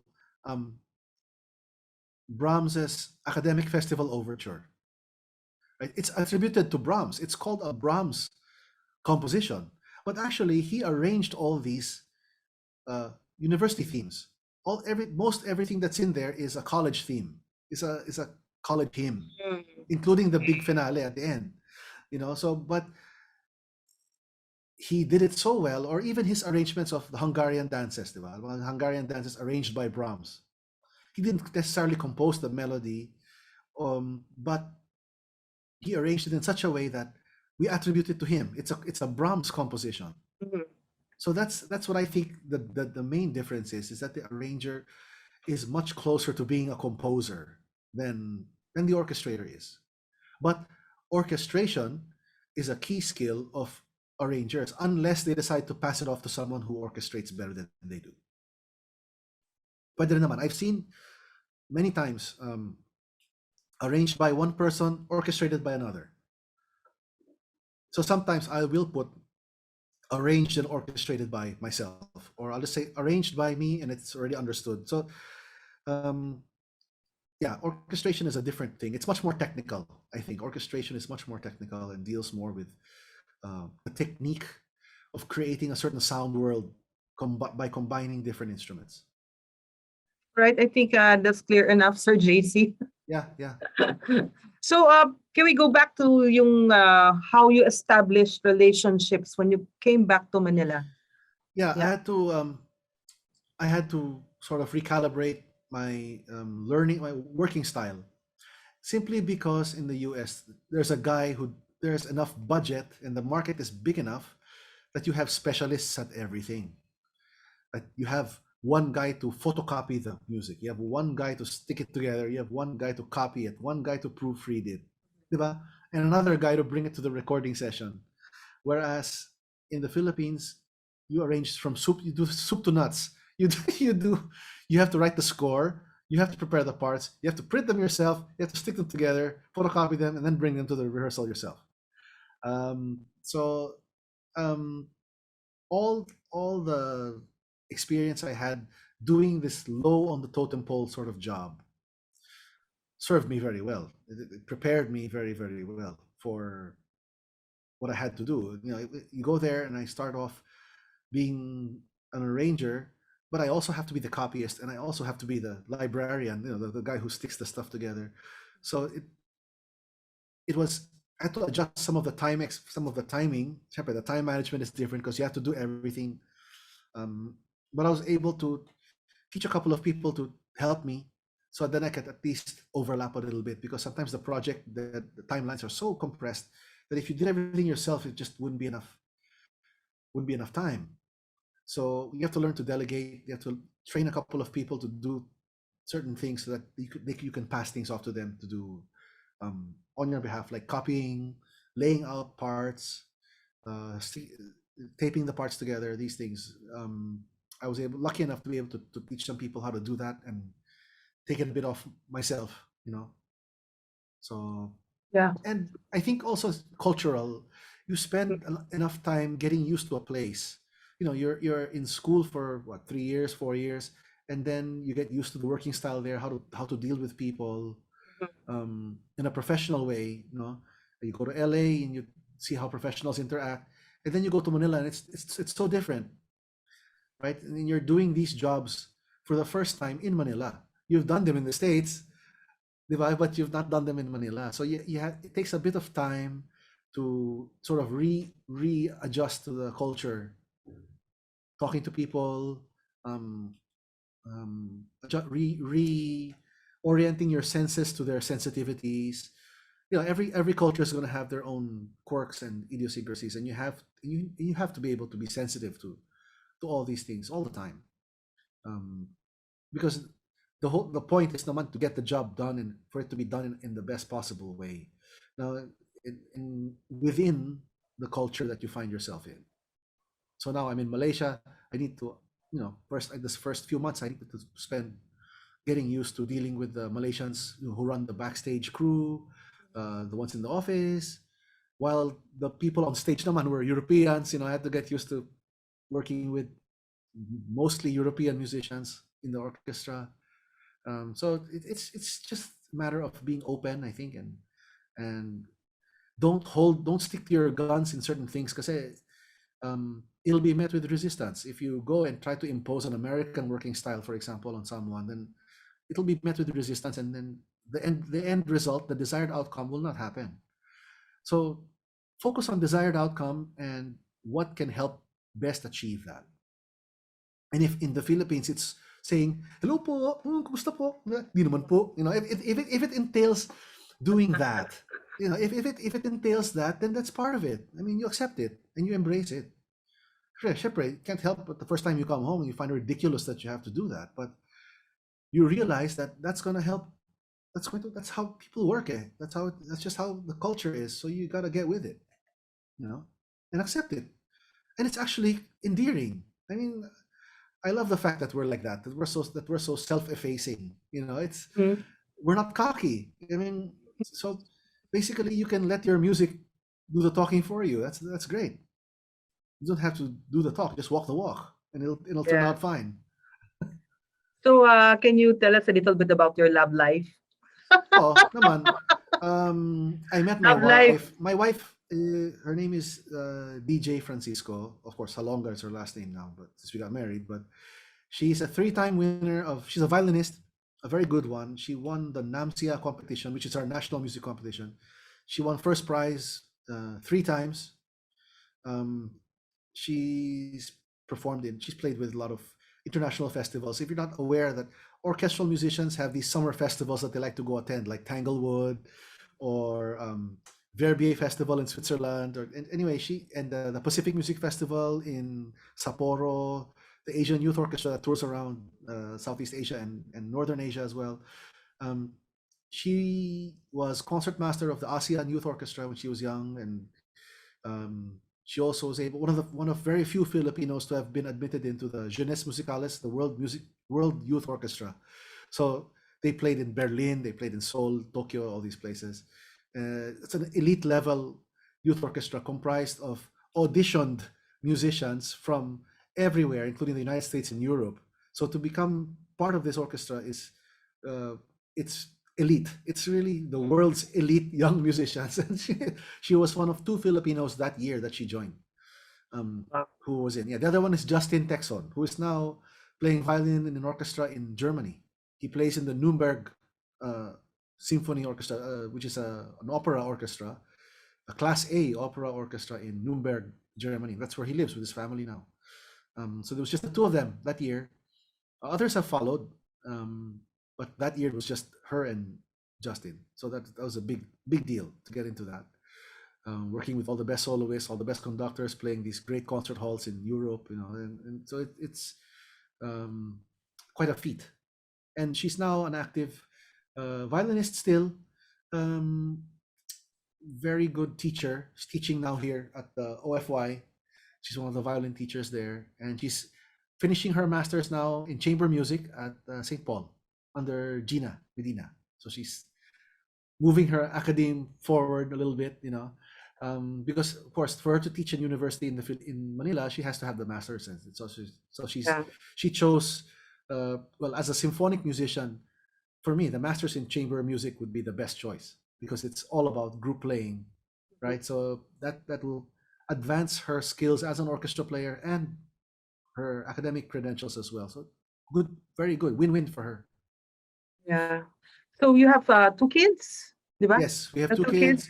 Our son is way into music. So he's learning Bach on the piano. He's studying with Marianne Espina, and he's also doing a lot of sequencing in GarageBand. I'm gonna need to get him Logic pretty soon because he's getting too good for GarageBand now. He's starting to look for things that GarageBand can't give him.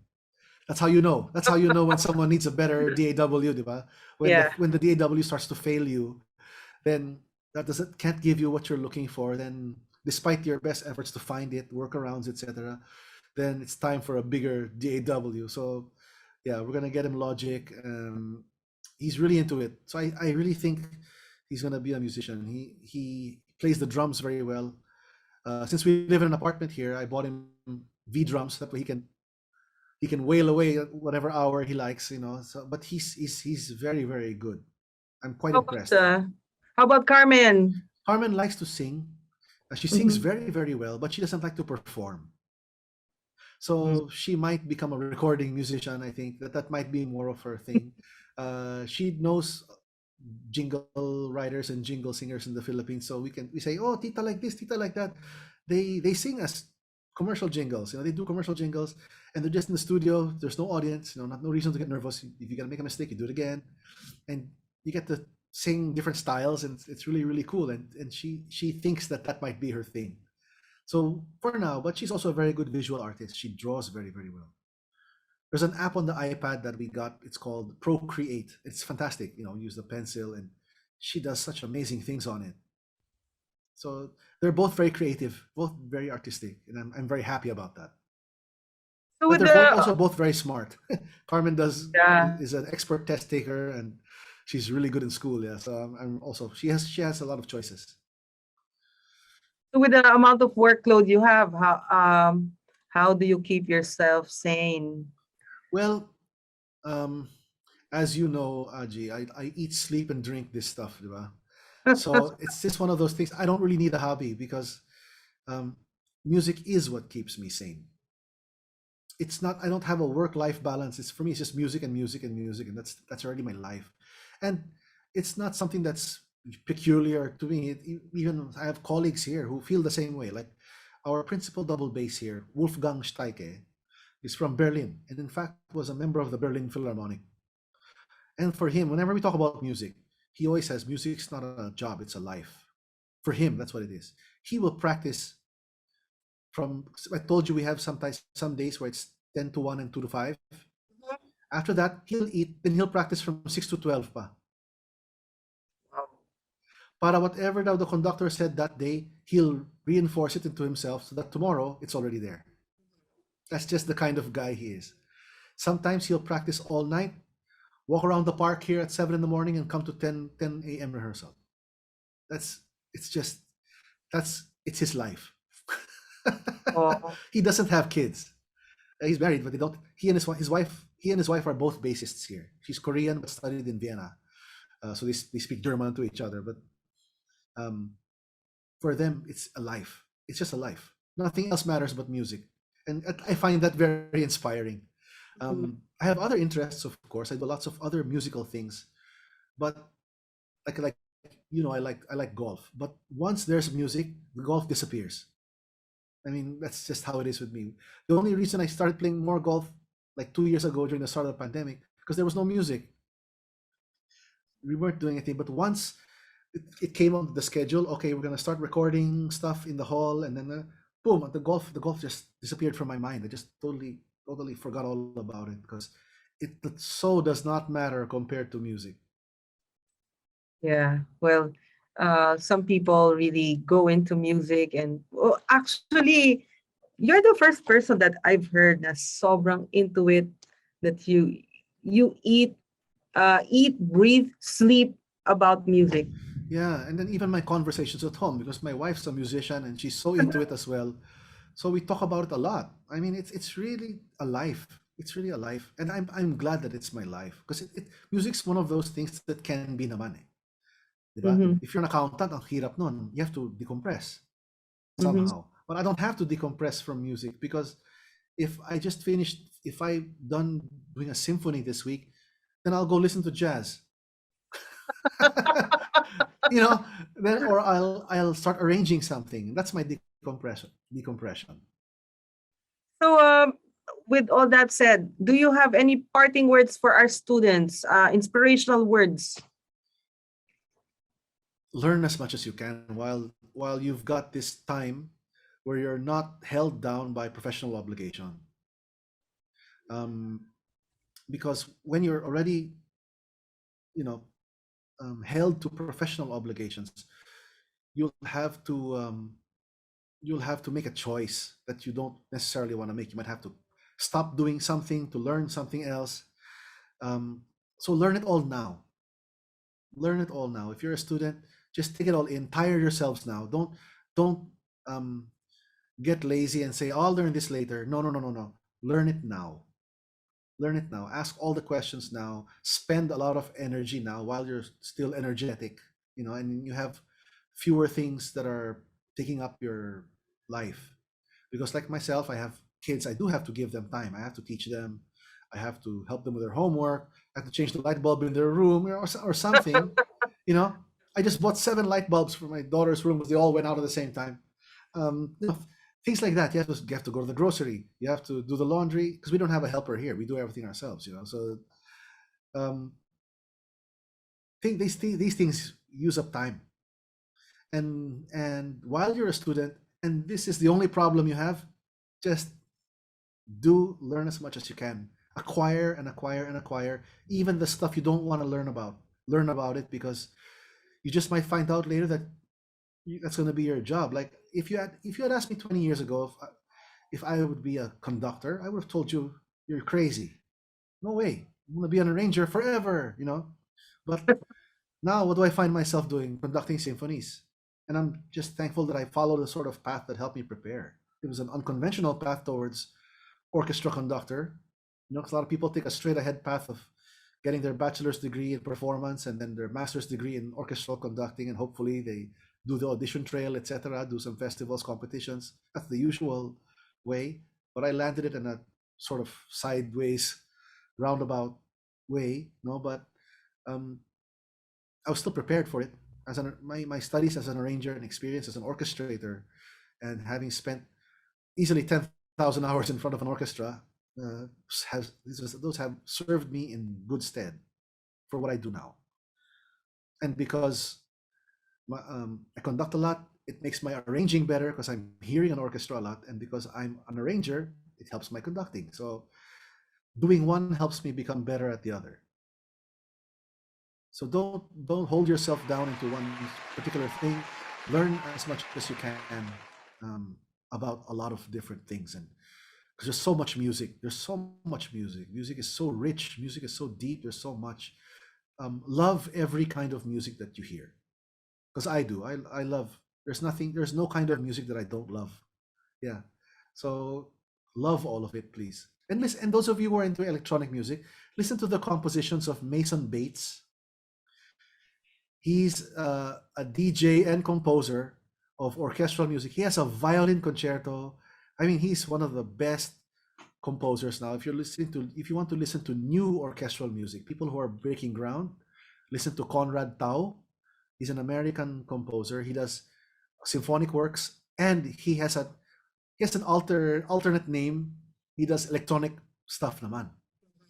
So he does it all, and it finds its way into He's also a concert pianist. He performs concertos all over the world. So this kid is like super amazing. Conrad Tao, Tao. He's amazing. I met him in Hong Kong because we premiered one of his pieces there. He's brilliant. Talagang hangang-hangaw sa kanya. He's a young guy pa, and he's done so much. Does electronic music. He performs Rachmaninoff concerto, and he can compose symphonic music. I mean, yeah, why not, diba? And he performs all over the world, and it's just amazing. There's so many different things you can do in music. There's no reason to lock yourself up into one particular thing. You can be so much more. The potential for being just a multifaceted, boundary-free musician. Please be boundary-free and do it all. And you can do it all well. There's no such thing as, people like to say, oh, you become a jack of all trades, master of none. No, I've seen plenty of jack of all trades, master of all. I've seen. There are such people, and you can be like that. Pwede talaga. So thank you for that inspirational talk. I'm sure, our students are so much, parang they enter into music through, of course, pop music. They pick up an instrument, rhythm section instrument, and they start attaching themselves to it. That's the starting point. And so, diba, who said that you need to be a classical musician first, diba? You don't have to be. You can get into it later. It's something you can get to later, but sana you can get into it now while you have so much time to devote to your own development, kasi. Because getting into it later, you'll have a lot of things, jostling for your time. Maraming kaagaw yung oras mo the older you get. Whether it's just paying the bills or having raising a family. I mean, in Manila, just to get from one place to another takes the whole day na, di ba? Mm-hmm. So these are things that are going to use up your time. So while you've got all this time dedicated to the study of music, study a lot of music. It will enrich your ear. It can only make you better. There's no music that's going to make you worse, guys. I mean, learn lots of different music. It'll make you better and increase your level of interaction with different musicians. Let's say one day you're going to have a performance with the Philippine Philharmonic Orchestra. They won't feel a world away if you know what they do. Diba? Yeah. So like in Germany, I heard, or in Austria rather, everybody plays Bach on the organ. It's just part of your life. It's just the way you're raised as a human being in Vienna. So whether you're a rock drummer, the rock drummers can play Bach on the organ, you know. So it's just part of it, and I'm making sure my son doesn't ignore or neglect his Bach on the piano, because that's going to serve him in good stead. He loves playing the drums, but we keep telling him, no, you got to put in some piano time, because you want to be able to play this Haydn and this Bach, which he loves naman din. Yeah, so I want him to be an all-around musician, because that's what you have to be now. There's no survival for one-trick ponies. Just don't live. They won't live. You have to be multifaceted as a musician, as well as not just style-wise, but with the different things in music. Whether it's producing, arranging, composing. As an artist starting out, you might find that arranging TV commercials will be what keeps you afloat while you work on your art, which you can let go later when you start to take hold in the industry. But there has to be something that enables you to do that, and it might as well be something musical. Better than flipping burgers, you might as well be doing jingles. And learn some production techniques in the process. While you're there, you'll learn how to record a drum set. You'll learn how to record a guitar properly while working in a place like Hit Productions, for example.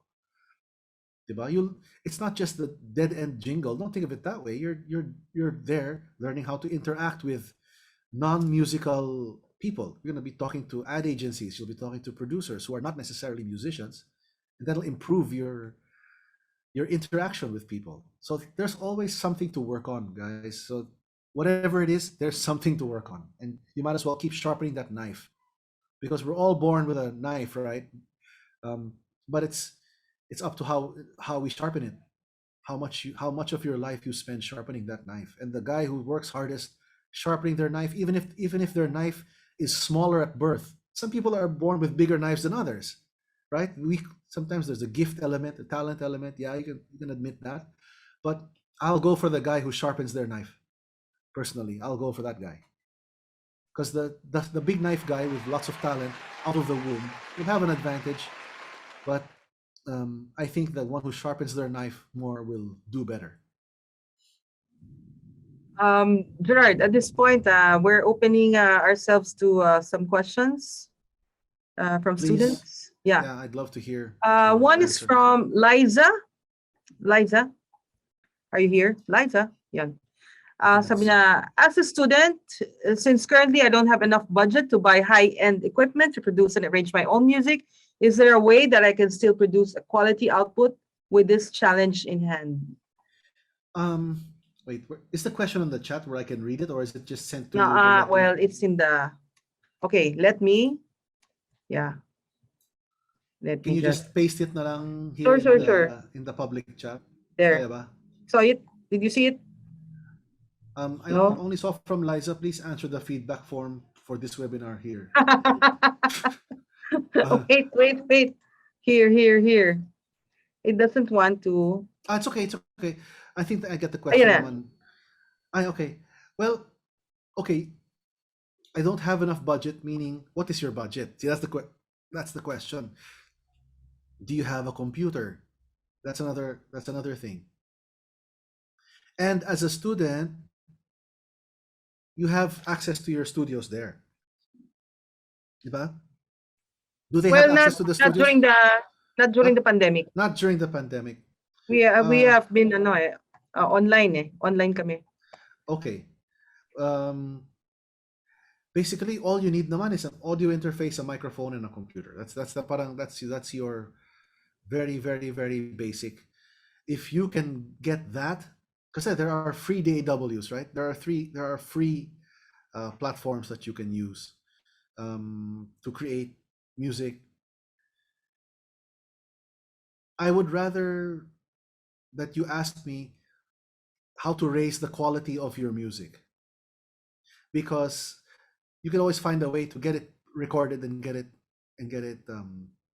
done, to produce the demo.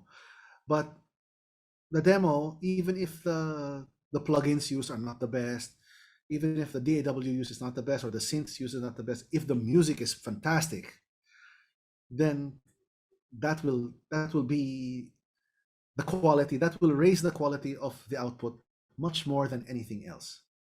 See, there are free DAWs, there are free samples. You just need a laptop or an iPad even, and a pair of headphones, and you can get to work.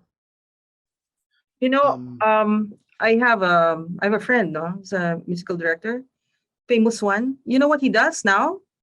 He threw away his MIDI controllers and sequencers. Si What he Jimmy does? Antiporda. No. Danny Tan, you know what he does? Wow. Staff pad. Yeah. Pro. Staff And pad it's price. sounds like a good they use the good samples pa. So Oh, it's a little pricey, like 4,000 pesos or something. But the output is so high compared to anything else. you know what he does? He sends me his tracks from the staff pad. Oh, staff pad Sabi lang. niya, gusto mo ba yung piano dito? Palitan ko. Siguro medyo sige, sandali palitan ko. And he just sends it to on me the like iPad, that. staff pad on the iPad, yeah. Yeah, there are very cheap audio interfaces. Looking at the chat, no. I don't have since currently I have no budget to buy hand equipment. Can I still position? Considering the present challenges of pursuing music, being a music or art school in general is a privilege. Okay. When you say price and challenges of pursuing music, don't discount that there are music schools all over the world that give tuition-free education to people. Diba? Mm-hmm. The Curtis Institute of Music in Philadelphia accepts students and does not charge them any tuition. The Yong Siu To Conservatory of Music in Singapore, if you pass the audition, it's free, and they even give you living expense. So I don't want to hear anybody whining about the expense of studying music. If you work hard and you pass the audition, you can get a free education in music. It's, there are ways to rise up and above your situation. There are ways, and it's hard work. Sharpening the knife nga. How many hours have you spent in the practice room? Diba? Before you can say that you deserve it, you have to ask yourself that question. How much did I practice my instrument really? How much did I practice my singing? How good did I make myself? Then ask yourself that question all the time. Because I ask myself that question all the time, and I still feel like a hack. I have imposter syndrome, so yeah. So that keeps me driven, actually, Aji. It keeps my feet on the ground, and it keeps me driven. I have a question, a personal question. Yeah. Do you think what amount of how much should you know or train yourself with regards to learning theory by just writing music and not playing it? Well, you have to write, and you have to be supervised, because otherwise you'll just be writing the wrong thing, and that will get reinforced. So you have to have a teacher who will, first of all, guide you on the correct way to write. Writing, I mean ear training writing, like yeah. You Transcription, writing down what or cifra mo sa instrument mo or something. If you're not writing, but there is nothing bad about music literacy. So you have to read and write music. You can learn it. On Google, so easy na. Online you can learn anything almost. You just have to choose the correct one, basically. Just to make sure you have someone advising you on the right path to take, to learn these things. But yes, writing music is something that people should still know how to do. Ngayon, everybody's so dependent on their DAWs. They get Logic, and voila, everything is there. But the thing is, if you're going to collaborate with a symphony orchestra. Symphony orchestras still read music on paper, so you still need to know how to do that. Even in Hollywood, yes, there are composers in Hollywood who don't know how to write or read a single note. Danny Elfman is one of them. He doesn't know the range of a violin. All he knows is that it's too low because the samples don't sound anymore. Parang ganon. That's it. But wala kang marinig, di ba? yeah, so Wala he na, wala na, relies wala on na his sa range. orchestrators to write out the score for him, which is fine because there are people to do that naman for him, and they're able to change some of it so it becomes playable at least by the orchestra. Because sometimes the stuff he writes straight out of the DAW is not playable by a symphony orchestra. There are things that the violin can't play that the keyboard can. Diba? Nakala mo tuloy, porket nagawa mo sa Logic, pwedeng gawin ng totoong violinista. It doesn't, even the best ones can't play some of this stuff. So it has to be crafted by the orchestrator. Do I move half of this passage to second violins, or do we do overdubs? They do overdubs in LA. They have Orchestra A, Orchestra B to be able to manage some of these things that the composers think up. But approved by the director, so you can't change it naman, diba? So they have to find a way around it. And the players naman are happy to oblige because they're being paid huge bucks to play on these recording sessions. So you will not get snide remarks in these kinds of things. It's working with a symphony orchestra, that's when you start to get the snide remarks. Because they expect something more. They expect a certain amount of knowledge naman kasi. All right, I think we don't have any more questions. Guys, questions? No? Okay. All right, I think that's all the time that we have for this webinar right now. But Gerard, let's have a little bit of fun before we end. Can we play quick take? O, diba, pauso ko. Kung boy ay my fast talk, si Miss AJI ay my quick take, or QT for short. All right. Are we ready? Are we ready for this? You know how it goes, Gerard, no? Yeah. Yes. All right. Yes. Okay, ready? And time starts now. All right. Piano or keyboard? Piano. Conduct or arrange? Conduct.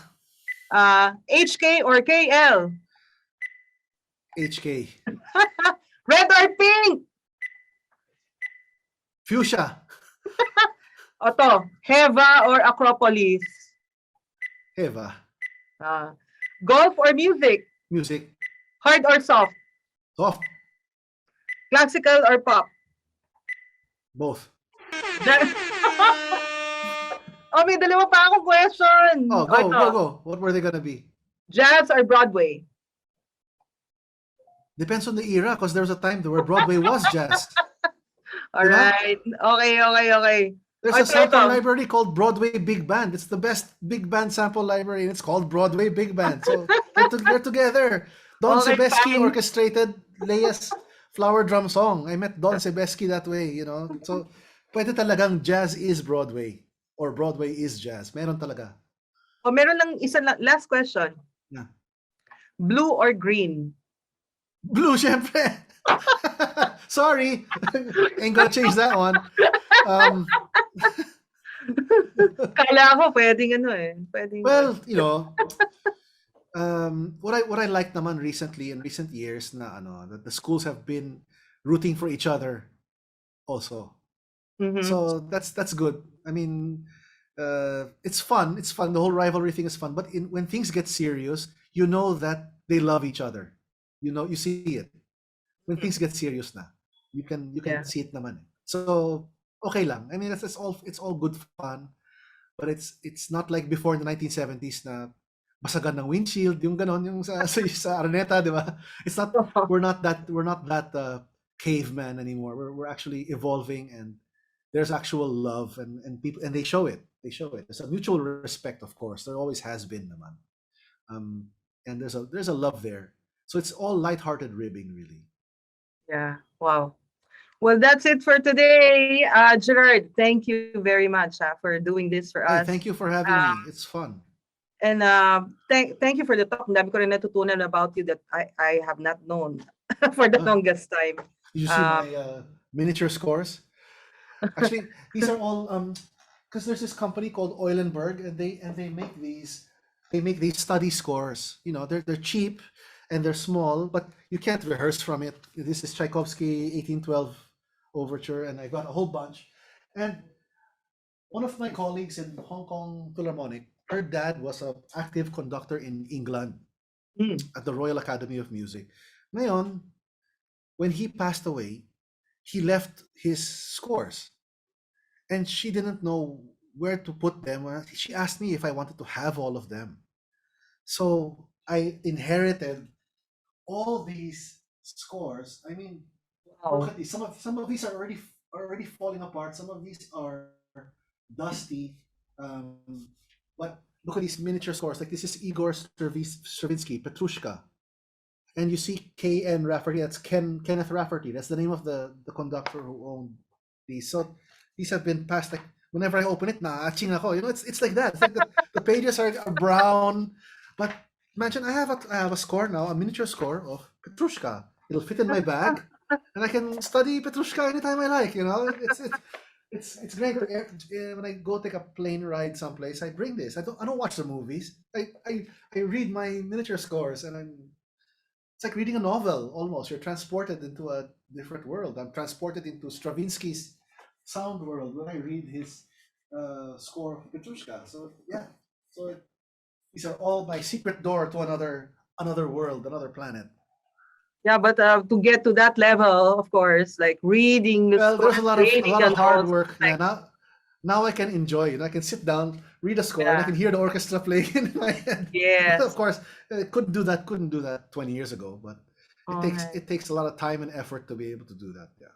It's worth it because now I can really enjoy. I have so much more fun conducting now than before. I can hear so much more. First time I conducted an orchestra, like a great big noise. You can't identify anything. That sound, like what's that? Yeah. I don't know what's going on. Now I can hear into the orchestra very, very, very clearly. All right, if I get the chance, I'll see you there. Yeah. Come here. Marami tayong makakainan dito, masarap.